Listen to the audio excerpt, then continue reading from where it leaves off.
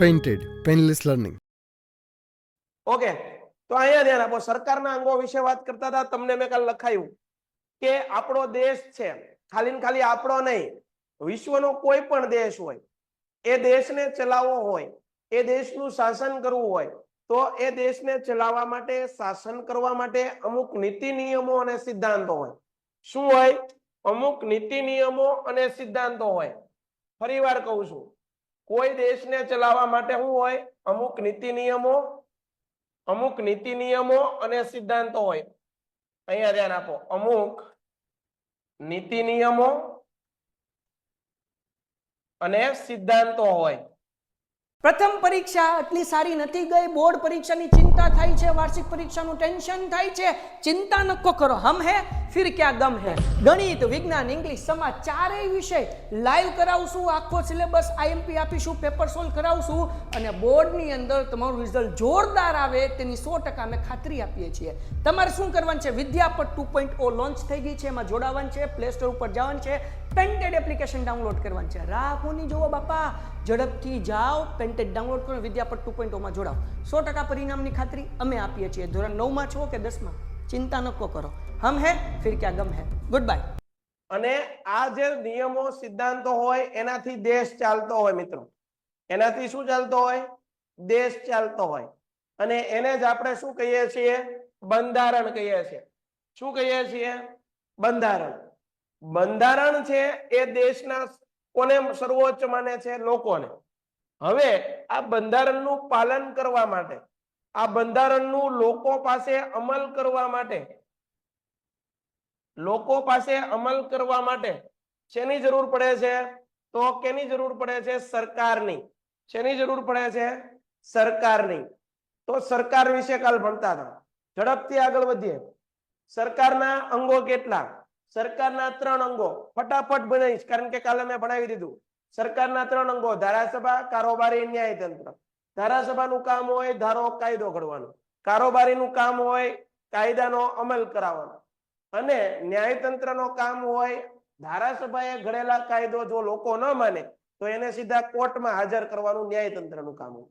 આગળ વધીએ. ધારાસભા કેટલા પ્રકારની? સાહેબ 2 પ્રકારની. એટલે જ આપણે એક શબ્દ વાપર્યો તો દ્વિગૃહી. દ્વિગૃહી ધારાસભા 2 ગૃહોની બનેલી છે. દ્વિગૃહી, કેન્દ્રની ધારાસભાને સંસદ કહીએ, રાજ્યની ધારાસભાને વિધાનમંડળ કહીએ. કેન્દ્રની ધારાસભા, સંસદ જે કાયદો ઘડે એ આખા દેશની અંદર અમલમાં આવે.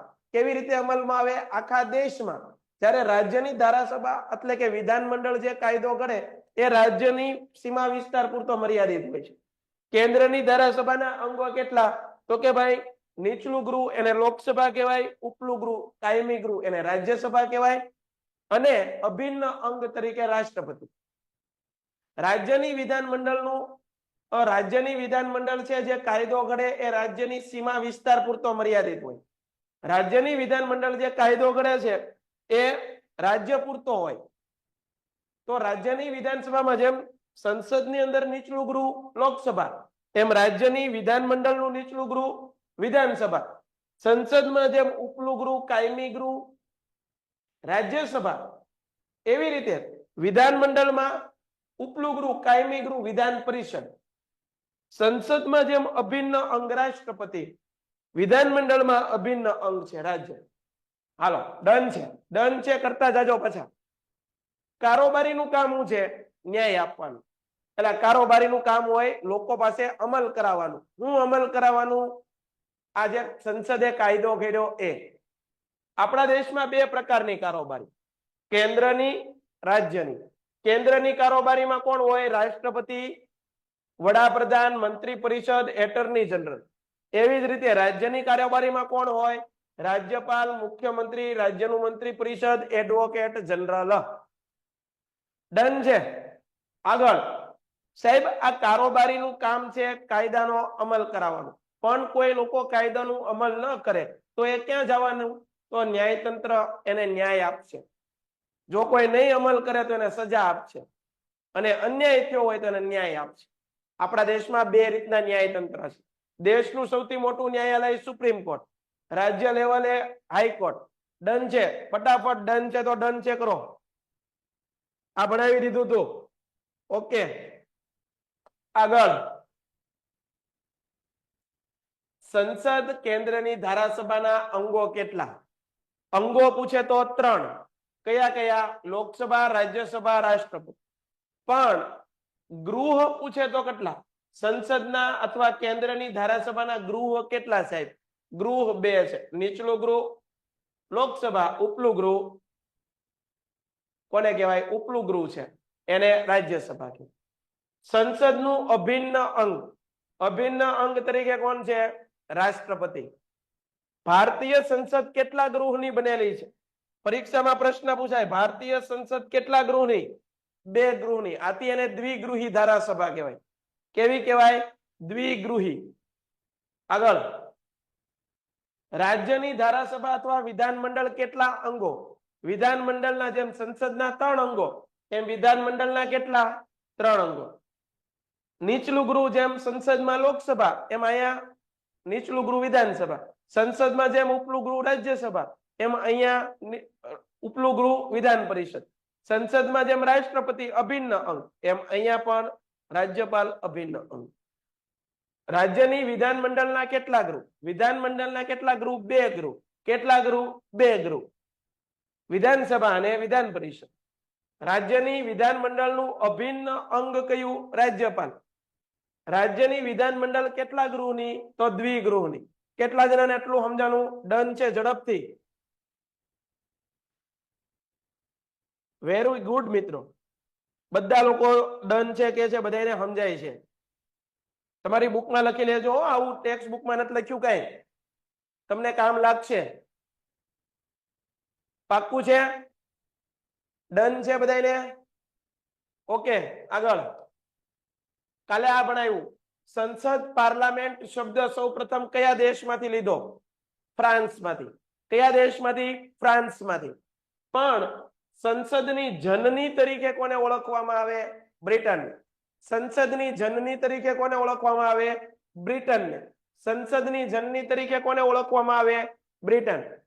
ડન છે? પાક્કું છે? ઓકે. ભારતે સંસદ કઈ રીતે કામ કરશે? સંસદ કેવું કામ કરશે? એક કામ સંસદીય શાસન પ્રણાલી. આ સંસદીય શાસન પ્રણાલી છે એનો વિચાર કયા દેશમાંથી આવ્યો? તો કે ભાઈ બ્રિટનમાંથી આવ્યો. કયા દેશમાંથી આવ્યો? બ્રિટનમાંથી. પાક્કું? આગળ. સંપ્રભુતા એટલે શું? કાલે આ ભણાવ્યું. દેશની સર્વોચ્ચ શક્તિ સંસદ અને સુપ્રીમ કોર્ટ પાસે છે. એને સંપ્રભુતા કહેવાય. એને શું કહેવાય? સંપ્રભુતા. હવે જોઈએ, કાયદો ઘડવાની બાબતમાં અથવા ધારો ઘડવાની બાબતમાં સંપ્રભુતા કોની આગળ છે? સંસદ. ફરીવાર, કાયદો ઘડવાની બાબતમાં ધારો ઘડવાની બાબતમાં સંપ્રભુતા કોની પાસે છે? સંસદ. કેટલાને સમજાય છે? પણ ન્યાય આપવાની બાબતમાં ન્યાય આપવાની બાબતમાં સંપ્રભુતા કોની પાસે છે? સુપ્રીમ. બંને એકબીજાને સ્વતંત્ર કામ કરે. કાયદો ઘડવા માટે સ્વતંત્ર કોણ છે? સંસદ.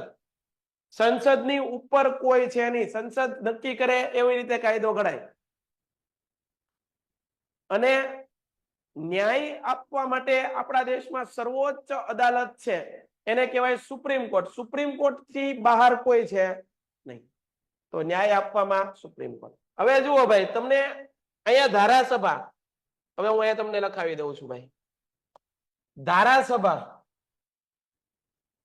આ ધારાસભાનું કામ શું હોય? ધારો અથવા કાયદો ઘડવાનો. આપણા દેશમાં ધારાસભા છે કેટલા ગૃહની છે? ધારાસભા 2 પ્રકારની હોય. ઉભા રહો એક જ મિનિટ.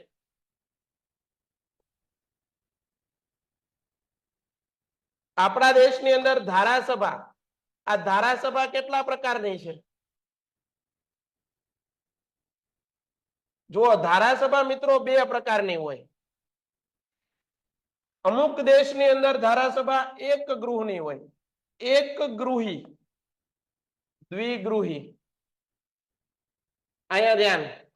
પ્રથમ પરીક્ષા એટલી સારી નથી ગઈ, બોર્ડ પરીક્ષાની ચિંતા થાય છે, વાર્ષિક પરીક્ષાનું ટેન્શન થાય છે, ચિંતા નકો કરો, હમ હે ફિર ક્યાં ગમ હે. ગણિત, વિજ્ઞાન, ઇંગ્લિશ, સમાજ ચારેય વિષય લાઈવ કરાવશું, આખો સિલેબસ આઈએમપી આપીશું, પેપર સોલ્વ કરાવશું અને બોર્ડની અંદર તમારું રિઝલ્ટ જોરદાર આવે તેની 100% અમે ખાતરી આપીએ છીએ. તમારે શું કરવાનું છે? વિદ્યાપટ 2.0 લોન્ચ થઈ ગઈ છે, એમાં જોડાવાનું છે, પ્લે સ્ટોર ઉપર જવાનું છે, પેન્ટેડ એપ્લિકેશન ડાઉનલોડ કરવાનું છે. રાહ કોની જોવો બાપા, ઝડપથી જાઓ, પેન્ટેડ ડાઉનલોડ કરો, વિદ્યાપટ 2.0 માં જોડાઓ. 100% પરિણામની ખાતરી અમે આપીએ છીએ. ધોરણ 9 માં છો કે 10 માં, ચિંતા નકો કરો, હમ હે ફિર ક્યાં ગમ હે. Good bye. એકગૃહી ધારાસભા એટલે શું? જે ધારાસભા લખો, જે ધારાસભા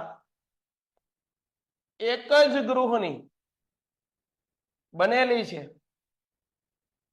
આવી ધારાસભાને એકગૃહી ધારાસભા, એકગૃહી ધારાસભા કહે છે. અહીંયા જે ધારાસભા બે ગૃહોની બનેલી છે, આવી ધારાસભાને દ્વિગૃહી ધારાસભા કહે છે. કેટલા લોકોને સમજાય છે? ફટાફટ મને કેવો સમજાય છે કેટલાને? આ ખલીલભાઈ, તું એકલા આવા ચિત્ર ભમરડા જ મૂકવાનો છો કે ભણવામાં ધ્યાન દેવાનો છો? આ તમારા માટે કરીએ છીએ હો. સમજાય છે? ધારાસભા તો આપણા દેશની ધારાસભા કેવા પ્રકારની છે? હાલો મને જવાબ આપો. ભારત દેશની ધારાસભા કેવા પ્રકારની છે? સંસદ અને વિધાનમંડળ બે કયા પ્રકારની છે? એકગૃહી છે કે દ્વિગૃહી છે? ફટાફટ જવાબ મને હોવો જોઈએ. જોઈન જોઈન નથી બોલવાનું, ફટાફટ. ખલીલ નો પહેલો જવાબ આપ્યો દ્વિ. હાલો, વારીસે જવાબ આપ્યો દ્વિગૃહી. હર્ષે કીધું બે ગૃહની. બધા બે બે લખે છે, કોઈ દ્વિગૃહી એમ નથી લખતા. દર્શન કે છે એક ગૃહની. હરપાલ બરોબર છે. જાડેજા, દક્ષરાજ કે છે દ્વિગૃહી. Very good Daksharaj. તો આપણા દેશની ધારાસભા કેવી છે? દ્વિગૃહી. કેમ? સંસદમાં પણ બે ગૃહ છે, વિધાનમંડળમાં પણ સાહેબ બે ગૃહો છે. ડન છે? હાલો આગળ વધીએ. હવે જોવું છે સંસદની અંદર બે વસ્તુ હારવાર ભણવી છે. હાલો ભણીએ. કેન્દ્ર કક્ષાએ સંસદ એટલે કે લોકસભા વિશે ભણવું છે. લોકસભા અને રાજ્યસભા વિશે ભણાવવું છે. હાલો પછી લખો તરત બીજો પ્રશ્ન. સંસદ અથવા તો એને કહેવાય કેન્દ્રની ધારાસભા. એના માટે આર્ટિકલ છે 79. ફટાફટ જવાબ મળવો જોઈએ. જો અહીંયા લખાવું છું, તમારી બુકમાં લખાતું જવાનું વારવાર. સંસદનું નીચલું ગૃહ અહીંયા એટલે કે લોકસભા વિશે વાત કરવી છે આપણે. અહીંયા વાત કરવી છે રાજ્યસભા વિશે. અહીંયા ધ્યાન આપો. સંસદના નીચલા ગૃહ તરીકે ઓળખાય. સંસદના નીચલું ગૃહ તરીકે કોને ઓળખાય? લોકસભાને. લોકસભાને બ્રિટનની અંદર, બ્રિટનમાં લોકસભાને અને અમેરિકામાં લોકસભાને, બ્રિટનની અંદર લોકસભાને કયા નામે ઓળખાય? House of common. અને અમેરિકાની અંદર હાઉસ ઓફ રિપ્રેઝેન્ટેટિવ. તમે ગુજરાતીમાં લખો તો હાલે, હાઉસ ઓફ કોમન. એટલે કે સામાન્ય લોકો બેઠે એવી સંસદનું ગૃહ. આનો અર્થ એવો થાય. બ્રિટનની અંદર હાઉસ ઓફ કોમન, અમેરિકામાં હાઉસ ઓફ રિપ્રેઝેન્ટેટિવ. ડન છે? ભારતની અંદર એને શું કહેવાય? લોકસભા કહેવાય, નીચલું ગૃહ. આ લોકસભાની અંદર આ લોકસભા છે એને નીચલું ગૃહ કહેવાય. લોકસભાને હાઉસ ઓફ કોમન અથવા હાઉસ ઓફ રિપ્રેઝેન્ટેટિવ કહેવાય. લોકસભાનો કાર્યકાળ લખો. કાર્યકાળ એટલે કે સમયગાળો. કાર્યકાળ કેટલા વર્ષનો હોય? 5 વર્ષનો. કેટલા? 5 વર્ષ. 5 વર્ષે બધા સભ્યો રિટાયર. લોકસભાનો કાર્યકાળ 5 વર્ષ. પ્રથમ ગૃહ છે. બીજી વસ્તુ, લોકસભાની શક્તિ રાજ્યસભાની શક્તિ કરતા વધારે છે. સાહેબ કેમ વધારે? કારણ કે તમે મિત્રો ખબર હશે કે લોકસભાની વિધાનસભાની ચૂંટણી હોય તો આપણે લોકો સામાન્ય લોકો મત આપે છે ને મત. તો આપણે જેને મત આપીએ છીએ એ લોકો કયા ગૃહની અંદર બેઠા હોય? સંસદના, લોકસભાની અંદર. કયા ગૃહમાં? લોકસભામાં. સમજાય છે? એટલે ભાઈ સમજાય તો છે ને. જ્યારે રાજ્યસભાની અંદર કોણ બેઠું હોય? તો કે ભાઈ રાજ્યસભાના સભ્યોની ચૂંટણી કોણ કરે? આપણે જેને ચૂંટ્યા છે, એ લોકો રાજ્યસભાના સભ્યોની ચૂંટણી કરે. એમાં લોકો મત આપતા નથી. લોકો કઈ ચૂંટણીમાં મત આપે? આ જે લોકસભાની એની બેઠકો હોય એની ચૂંટણીમાં આપણે મત આપીએ. તો શક્તિશાળી ગૃહ કયું છે? લોકસભા. રાજ્યસભાની સરખામણીમાં પ્રત્યક્ષ ગૃહ છે. સાહેબ કેમ પ્રત્યક્ષ ગૃહ? કારણ કે લોકો ચૂંટણીમાં સીધા મતદાન દ્વારા, સીધા મત આપીને, મતદાન દ્વારા, એમ લખો, મતદાન દ્વારા મોકલે છે. આ લોકસભાની અંદર જેટલા સભ્યો બેઠા છે એને લોકો મત આપે છે. કોણ મત આપે છે? લોકો. પછી આપણે જેને બેઠાડ્યા લોકસભામાં એ લોકો કોને મત આપવા જશે? રાજ્યસભાના સભ્યોને. હાલો, આટલી વસ્તુ કેટલાને ક્લિયર થઈ? ફટાફટ બોલો મને. આની નીચે લખો, અહીંયા જગ્યા નથી, આની નીચે લખો, હું અહીંયા લખું છું. લોકસભાની અંદર સીટની ફાળવણી કેટલા સીટ હોય? 545. કેટલી? 545 બેઠક. એમાં એગ્લો ઇન્ડિયન કેટલા? 2 સભ્યો એગ્લો ઇન્ડિયન ની નિમણૂક કરે. કોણ કરે? રાષ્ટ્રપતિ નિમણૂક કરે. કોણ કરે? રાષ્ટ્રપતિ. કેટલા જણાને સમજાય?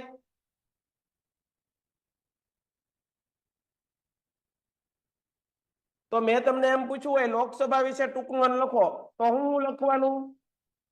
પહેલું, સંસદનું નીચલું ગૃહ.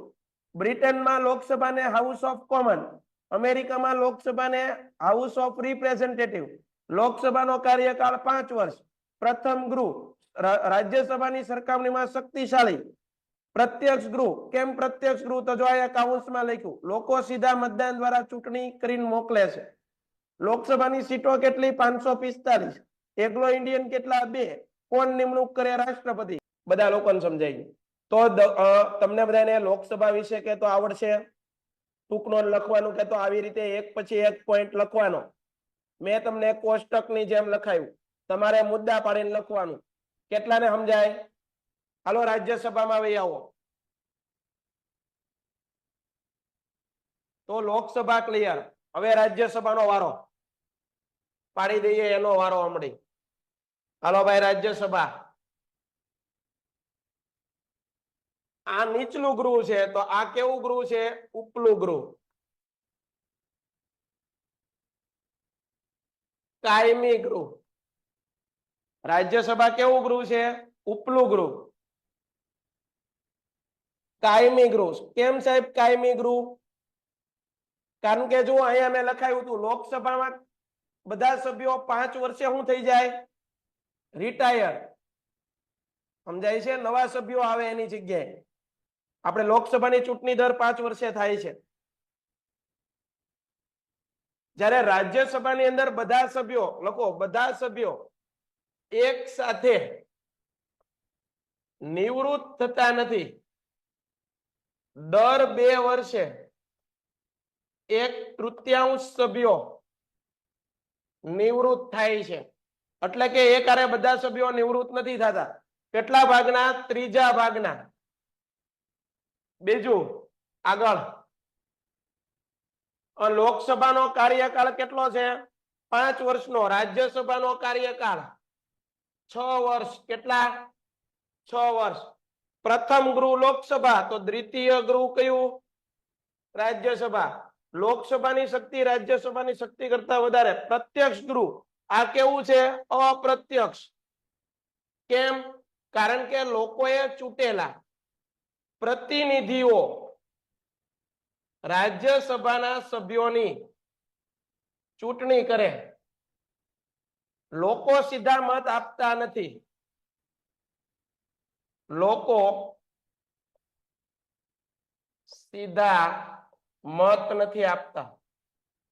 અહીંયા 545 બેઠક નક્કી કરી. અહીંયા કેટલી? 238 બેઠક. 12 સભ્યો એગ્લો ઇન્ડિયન. નિમણૂક કોણ કરે? રાષ્ટ્રપતિ. કોણ નિમણૂક કરે? રાષ્ટ્રપતિ. કેટલાને સમજાણું? તો તમને ટૂંક નોંધ પૂછવાનું કે લોકસભા વિશે ટૂંક નોંધ લખો તો કયો પોઈન્ટ લખવાના? આની કોર આપ્યા એ બધા પોઈન્ટ. રાજ્યસભા વિશે ટૂંક નોંધ કે અથવા તો એના વિશે આ લખવાનું. ડન છે? હાલો, તો આ વાત કરીએ આપણે. હવે અહીંયા આવી આવો આગળ. એક અલગ પ્રશ્ન લખાવું. સંસદનું નીચલું ગૃહ લોકસભા, અને એમાં કે તમને લોકસભાના સભ્યોની લાયકાત. આ સંસદને કેન્દ્રની ધારાસભા પણ કહેવાય. આ લોકસભાના સભ્યોની લાયકાત પરીક્ષામાં પૂછાય. લોકસભાના સભ્યોની લાયકાત શું? એવું ને એવું રાજ્યની અંદર વિધાનમંડળ, રાજ્યની ધારાસભા, એને કહેવાય વિધાનમંડળ. અને આ વિધાનમંડળની અંદર એનું નીચલું ગૃહ એટલે કે વિધાનસભા. પરીક્ષામાં પૂછાય વિધાનસભાના સભ્યોની લાયકાત. સાહેબ તમે શું કરાવો છો? હું તમને એ સમજાવવા માંગુ છું કે જેવી રીતે સંસદની અંદર નીચલું ગૃહ, જેવી રીતે મિત્રો સંસદની અંદર નીચલું ગૃહ લોકસભા હોય, એવી રીતે રાજ્યની અંદર નીચલું ગૃહ વિધાનસભા. જેવી રીતે સંસદની અંદર લોકસભાના સભ્યો હોય, એવી રીતે રાજ્યના વિધાનમંડળની અંદર વિધાનસભાના સભ્યો હોય. તો સાહેબ નો જોબ 30 યર ઓલ્ડ, આ શું છે ભાઈ? આ કઈક નવું આવ્યું. પ્રથમ પરીક્ષા આટલી સારી નથી ગઈ. બોર્ડ પરીક્ષાની ચિંતા થાય છે, વાર્ષિક પરીક્ષાનું ટેન્શન થાય છે. ચિંતા નકો કરો, હમ હે ફિર ક્યાં ગમ હે. ગણિત, વિજ્ઞાન, ઇંગ્લિશ, સમાજ ચારેય વિષય લાઈવ કરાવશું. આખો સિલેબસ આઈએમપી આપીશું, પેપર સોલ્વ કરાવશું અને બોર્ડની અંદર તમારું રિઝલ્ટ જોરદાર આવે તેની 100% અમે ખાતરી આપીએ છીએ. તમારે શું કરવાનું છે? વિદ્યાપટ 2.0 લોન્ચ થઈ ગઈ છે, એમાં જોડાવાનું છે, પ્લે સ્ટોર ઉપર જવાનું છે, પેન્ટેડ એપ્લિકેશન ડાઉનલોડ કરવાનું છે. રાહ કોની જોવો બાપા, ઝડપથી જાઓ, પેન્ટેડ ડાઉનલોડ કરો, વિદ્યાપટ 2.0 માં જોડાઓ. 100% પરિણામની ખાતરી અમે આપીએ છીએ. ધોરણ 9 માં છો કે 10 માં, ચિંતા નકો કરો. હમ હે ફિર ક્યાં ગમ હે. Good bye. સમજાય છે? તો અહીંયા ધ્યાન આપો. પહેલું બધામાં લાયકાત શું આવે? બધાની લાયકાત એક હરકી. એટલે હું તમને હારવાર કરાવું છું. એક ગાયે 2 કટકા કરવાની વાત છે ભાઈ. ડાયા વિદ્યાર્થી આવી રીતે તૈયારી કરે ને તો ઓછી મહેનતે વધુ થઈ જાય. ચોપડી વાંચવા બેઠવી ન પડે.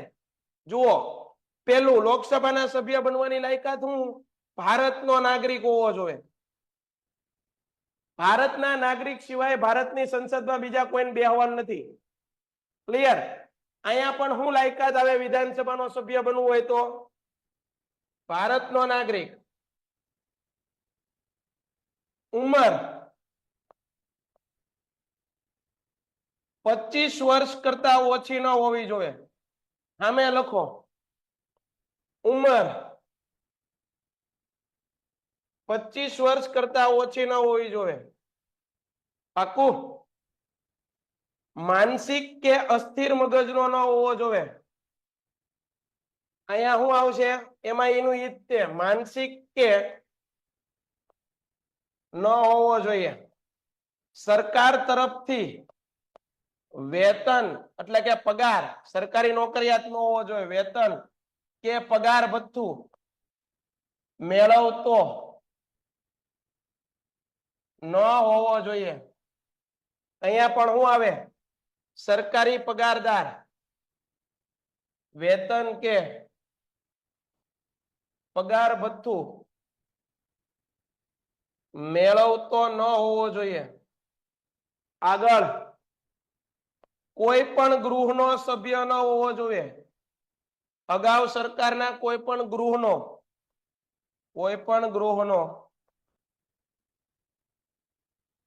સભ્ય ન હોવો જોઈએ. અહીંયા પણ એ જ તે કોઈ પણ ગૃહનો સભ્ય ન હોવો જોઈએ. આગળ નાદાર અથવા નિર્દોષ જાહેર ન થવો જોઈએ. નાદાર જાહેર થયેલો ન હોવો જોઈએ. અહીંયા પણ નાદાર જાહેર થયેલો ન હોવો જોઈએ. છે ને બધું હરખું? છે ને બધું હરખું? પછી મેં કાલ તમને સમજાવ્યું હતું લોકસભાના સભ્યની લાયકાત, રાજ્યસભાના સભ્યની લાયકાત, તો કે ભાઈ બેમાં એક હરખું આવે.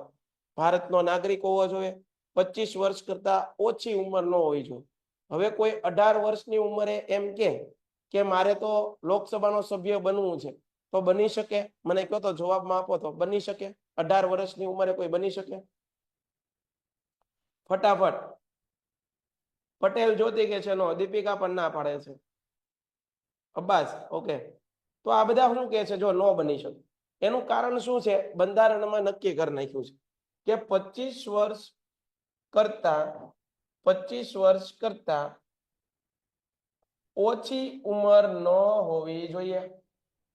ઓછી ઉંમર ન હોવી જોઈએ. આગળ માનસિક અસ્થિર મગજનો ન હોવો જોઈએ. સરકાર તરફથી પગાર મેળવતો એટલે કે બીજી કોઈ સરકારી નોકરી કરતો ન હોવો જોઈએ. કરતો હોય તો એને બંધ કરી દેવાની, મૂકી દેવાની. કોઈ પણ ગૃહનો સભ્ય ન હોવો જોઈએ. એનો મતલબ શું છે? કોઈ પણ ગૃહનો સભ્ય ન હોવો જોઈએ. સભ્ય ન હોવો જોઈએ એનો મતલબ કે એક પણ સંસદના એક પણ ગૃહની અંદર કામ કરતો ન હોવો જોઈએ. અને નાદાર થયેલો ન હોવો જોઈએ. નાદારનો મતલબ શું થાય મિત્રો? મેં તમને સમજાવ્યું. કોઈ વ્યક્તિની ધરપકડ કરવામાં આવે, એ વ્યક્તિને કોર્ટમાં રજૂ કરવામાં આવે, 2-4 દી લોકઅપમાં રાખવામાં આવે, અને પછી નક્કી થાય કે એ વ્યક્તિ ગુનેગાર નહોતો, એ વ્યક્તિ નિર્દોષ હતો, એ વ્યક્તિનો કોઈ વાંક નહોતો, છતાં એને પકડવામાં આવ્યો, તો આ વ્યક્તિ નાદાર જાહેર થઈ ગયેલી કહેવાય. કેવી કહેવાય? નાદાર. તો એવા વ્યક્તિ પણ બની શકે નહીં. ક્લિયર? તો આ બધી વસ્તુ કાલ ભણાવી હતી. આ દ્વિગૃહી ધારાસભા, એક ગૃહી ધારાસભા ભણાવી દીધું. લોકસભા વિશે ભણાવી દીધું. સંસદ સભ્યની લાયકાત આપણે ભણી ગયા. કેટલી બેઠકો હોય જુઓ એ પણ ભણી ગયા. આ વસ્તુ તમને ભણાવવાની બાકી છે. કોરમ.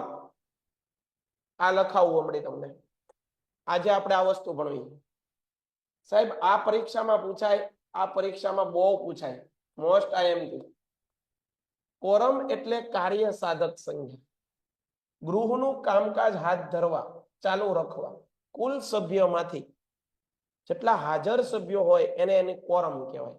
લોકસભામાં 545 સભ્ય છે, તો આ 545 સભ્યમાં 10% લોકો તો હાજર હોવા જોઈએ, એટલે કે 55 સભ્યો હાજર હોવા જોઈએ, તો એનું કોરમ કહેવાય. જ્યારે રાજ્યસભામાં 250 સભ્યોમાંથી 25 સભ્ય શરૂ હોય તો એ ગૃહ શરૂ કરી શકાય. લખો, હું લખાવું. કોરમ એટલે શું? કોરમ તો લખો. કોરમ એટલે શું? તો કે ભાઈ સંસદમાં ગૃહની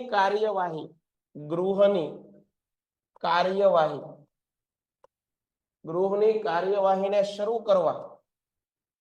કરવા માટે નક્કી કરેલી નક્કી કરેલી કાર્ય સાધક સંખ્યા, કાર્ય સાધક સંખ્યા, આ કાર્ય સાધક સંખ્યાને શું કહેવાય? કોરમ.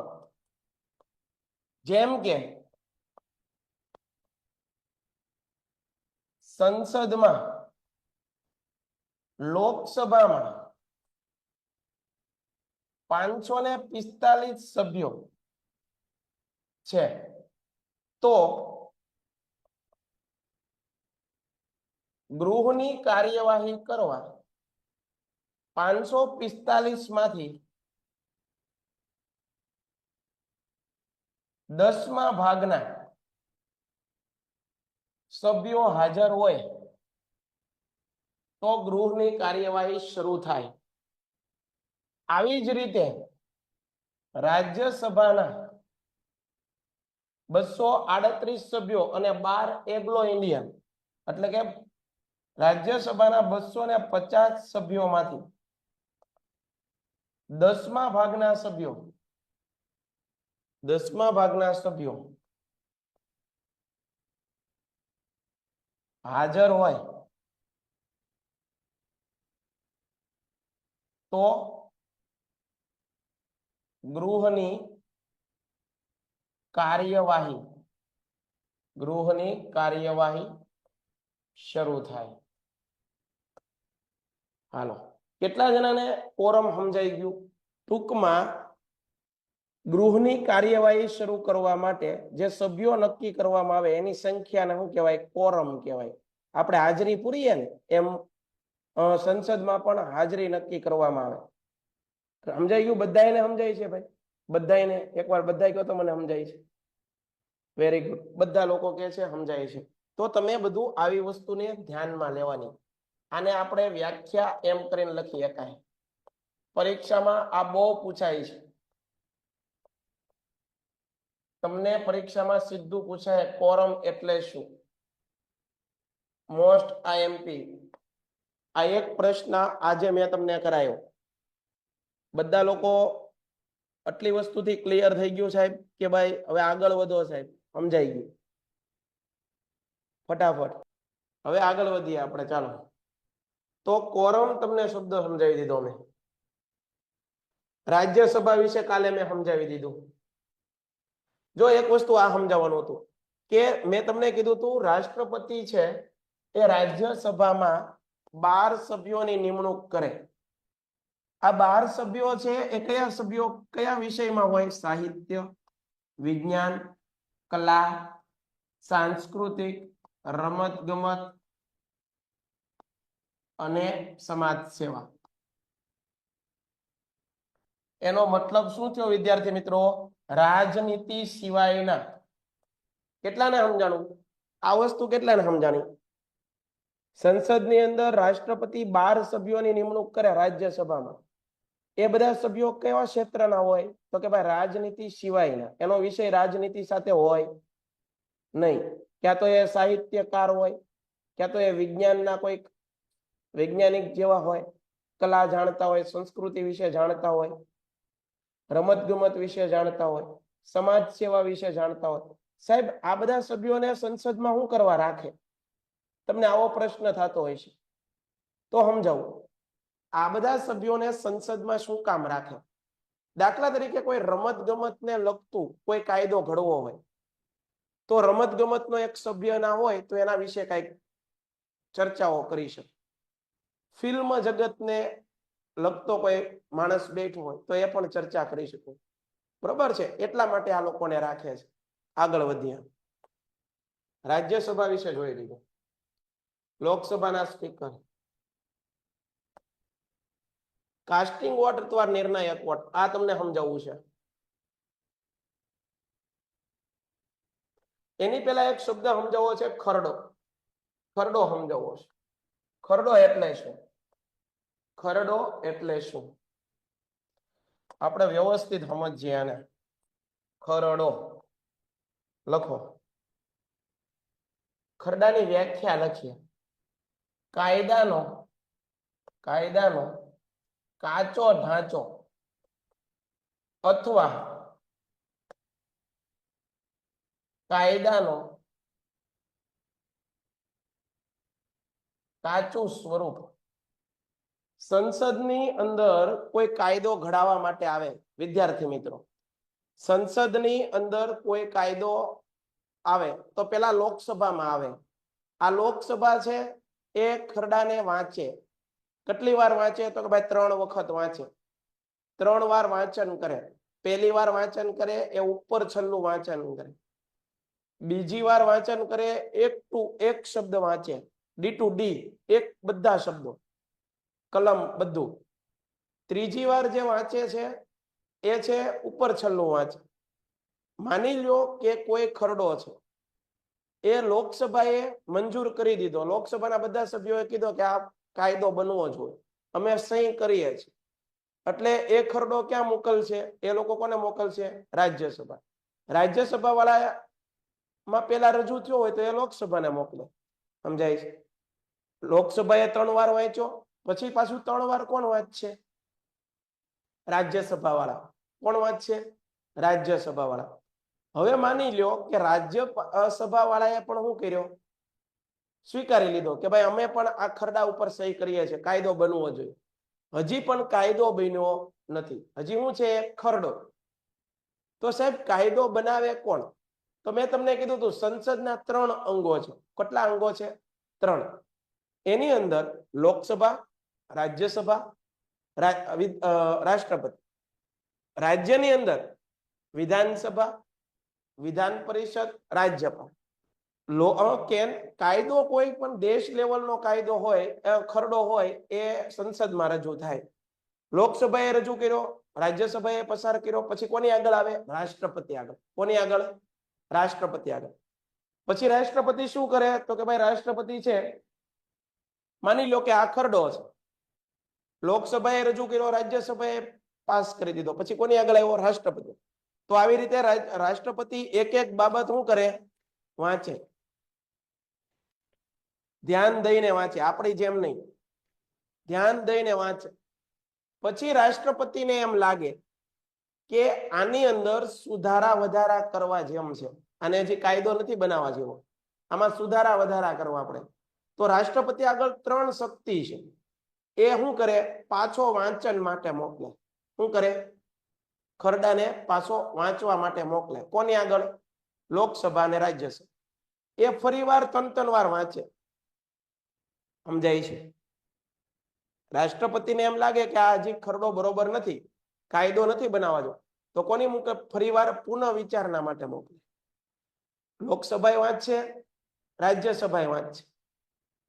માની લ્યો કે એમાંથી એકે કોઈએ સુધારો કર્યો નહીં, આમના વાંચ્યું અને પછી પાછું રાષ્ટ્રપતિને મોકલ્યો, પાછું મારી આગળ આવે, આવી રીતે. તો હવે રાષ્ટ્રપતિને ખરડા પર સહી કરવી પડે અને કરવી પડે. રાષ્ટ્રપતિ શું છે? બંધાયેલા છે. એકવાર પુનઃ વિચારણા માટે મોકલે અને ફરીવાર પાછો આવે ત્યારે રાષ્ટ્રપતિએ સહી કરવી પડે. આ પહેલો રસ્તો. સમજો છો બધા? બીજો રસ્તો, રાષ્ટ્રપતિ કોઈ ખરડો સહી કરવા માટે આવે એની પાસે, તો રાષ્ટ્રપતિ શું કરે? અમુક સમયગાળા સુધી એને મૂકી રાખે પોતાની આગળ, એની બેગમાં, કે ભાઈ અત્યારે સમય સારો નથી, અત્યારે આ કાયદાનો કઈ જરૂર છે નહીં, પણ ભવિષ્યમાં જરૂર પડશે તો આપણે એનો અમલ કરી શકશું. બરોબર છે? આ બીજી સત્તા. કોઈ ખરડા પર રાષ્ટ્રપતિની કેટલી સત્તા? બીજી. ત્રીજી સત્તા કહું છું, રાષ્ટ્રપતિ પાસે કોઈ ખરડો આવે સહી કરવા માટે, તો રાષ્ટ્રપતિ શું કરે ખબર? એક ખરડાને રદ કરી નાખે. શું કરી નાખે? રદ કરે. સીધો ખરડાને નામંજૂર કરે. તો કેટલા લોકોને સમજાણું? આટલી વસ્તુ કેટલાને સમજાણી મને ગયો? તો સમજી લો. જુઓ, પેલી વસ્તુ હું ખરડો. ખરડો એટલે શું? હજી સુધી તે કાયદો બન્યો નથી. હજી સુધી કાયદો બન્યો નથી. સાહેબ કાયદો બને ક્યારે? તો રાષ્ટ્રપતિ સહી કરે ત્યારે. આપણે અહીંયા પ્રશ્ન લખીએ, વ્યાખ્યા લખી નાખી, ફરીવાર પ્રશ્ન લખો. કાયદો બને ક્યારે? ખરડો, કાયદો, એમ લખો. ખરડો કાયદો બને ક્યારે? ખરડો કાયદો બને ક્યારે? જવાબ, જ્યાં સુધી કોઈ ખરડા ઉપર રાષ્ટ્રપતિ સહી ન કરે, જ્યાં સુધી કોઈ ખરડા પર રાષ્ટ્રપતિ સહી ન કરે ત્યાં સુધી ખરડો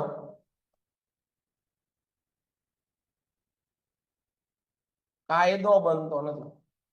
ખરડો કાયદો બનતો નથી. ટૂંકમાં ખરડાને કાયદો બનાવવા માટે ટૂંકમાં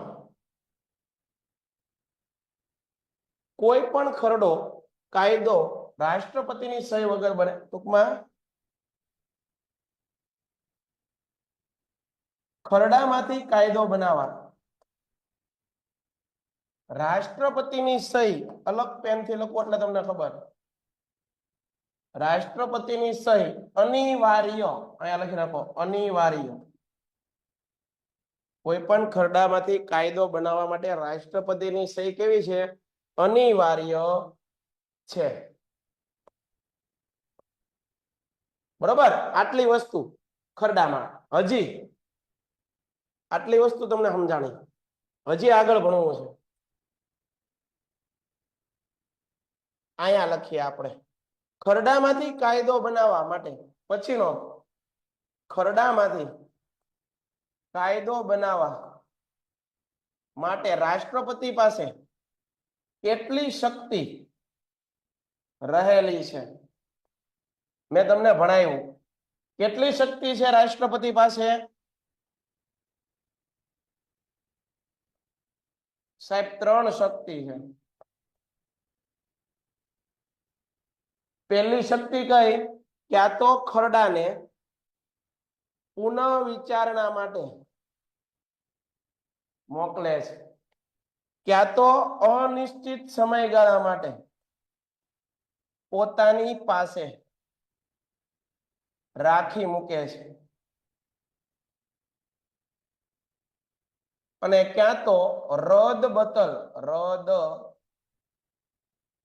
બતલ કરી શકે છે. કેટલા જણાને સમજાણું આટલી વસ્તુ? રાષ્ટ્રપતિ પાસે કોઈ ખરડો આવે તો રાષ્ટ્રપતિ આગળ કેટલી સત્તાઓ છે? રાષ્ટ્રપતિ પાસે કેટલી સત્તાઓ છે? કેટલી સત્તાઓ છે એમ પૂછ્યું મેં. ઝડપથી જવાબ આપો. 3.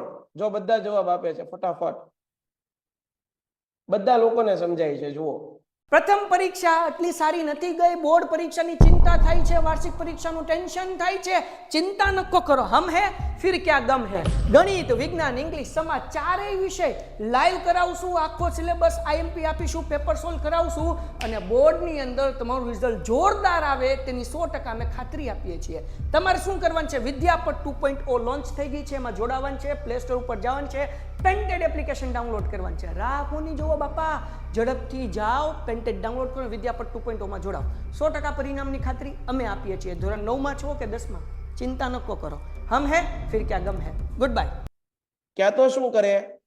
પુનઃ વિચારણા માટે. પુનઃ વિચારણા માટે એટલે શું? સંસદમાં પાછો વાંચવા માટે મોકલે. પણ એક વસ્તુ છે, પુનઃ વિચારણા માટે મોકલે અને ફરીવાર પાછું રાષ્ટ્રપતિ પાસે આવે તો રાષ્ટ્રપતિને શું કરવાનું છે? ફરજિયાત સહી કરવી પડે. હા કે ના? હા કે ના બોલો, મને કયો ઝડપથી. હા કે ના? વારીસ હા. ઓકે, બધા લોકો કે છે હા.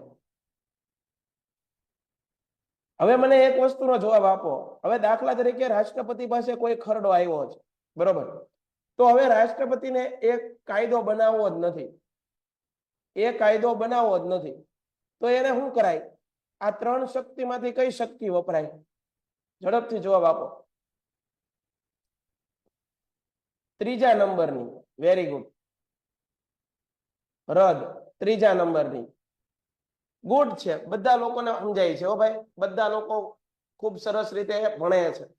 હાલો, તો આ વસ્તુ તમને આવડવી જોવે. ખરડો એટલે શું? કાયદાનો કાચો સ્વરૂપ. ખરડો એટલે શું? કાયદાનું કાચું સ્વરૂપ. ખરડો એટલે શું કે હજી સુધી કાયદો બન્યો નથી, બરોબર? ખરડો કાયદો બને ક્યારે? તો રાષ્ટ્રપતિની સહી ન હોય ત્યાં સુધી કોઈ ખરડો કાયદો બને નહીં. રાષ્ટ્રપતિની સહી વગર કોઈ ખરડો કાયદો બને નહીં. બરાબર, આગળ વધીએ. બીજું પછી આપણે ભણવું છે ખરડાનું વાંચન કઈ રીતે થાય છે. સંસદમાં ખરડાનું વાંચન કઈ રીતે થાય? સંસદમાં ખરડાનું વાંચન કઈ રીતે થાય છે? સંસદમાં ખરડાનું વાંચન 3 રીતે થાય. કેટલી રીતે થાય? 3 રીતે. એક છે પ્રથમ વાંચન, એક છે દ્વિતીય વાંચન અને એક છે ત્રીજું વાંચન. બરોબર સમજો. અહીંયા જુઓ, સંસદમાં ખરડાનું વાંચન કેટલી રીતે થાય છે? 3 રીતે. પણ દરેક ગૃહની અંદર, હું કીધું અહીંયા લખવાનું, દરેક ગૃહની અંદર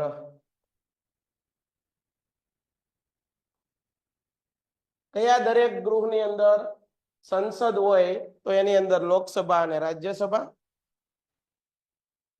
વિધાનમંડળ હોય તો એની અંદર વિધાનસભા અને વિધાન પરિષદ. આ બંનેની અંદર એક ગૃહની અંદર કેટલી વાર? 3 વખત. એક ગૃહની અંદર કેટલી વાર? 3 વખત. એક ગૃહની અંદર કેટલી વાર? 3 વખત. આપણે લખીએ દરેક ગૃહની અંદર. તો એના માટે અહીંયા સંસદ લખું, અહીંયા વિધાનમંડળ લખું. સંસદમાં 2 ગૃહો, વિધાનમંડળમાં પણ 2 ગૃહો, લોકસભામાં પણ કેટલી વખત વાંચન થશે? લોકસભામાં 3 વાર, રાજ્યસભામાં 3 વાર, વિધાન સભા એની અંદર 3 વાર, વિધાનમંડળ સમજાય તો છે ને તમને? રાજ્ય હોય તો એની અંદર વિધાનસભા અને વિધાનમંડળની અંદર ખરડો વચાય. કોઈ રાજ્યનો કાયદો ઘડવો હોય તો, સંસદમાં દેશનો કાયદો ઘડવો હોય તો લોકસભા અને રાજ્યસભામાં વચવામાં આવે. સમજાય છે? યાદ રાખજો, તમને બહુ કામ લાગશે. હવે આગળ સાહેબ, આ પ્રથમ વાંચનની અંદર શું કરવામાં આવે? પ્રથમ વાંચનમાં ખરડાના સામાન્ય મુદ્દા, શીર્ષક, ઉચ્ચારણ, ઉપર છલ્લું વાંચન કરવામાં આવે. દ્વિતીય વાંચનમાં સાહેબ શું કરે? દ્વિતીય વાંચનમાં ખરડાની કલમવાર ચર્ચા કરવામાં આવે. ખરડાને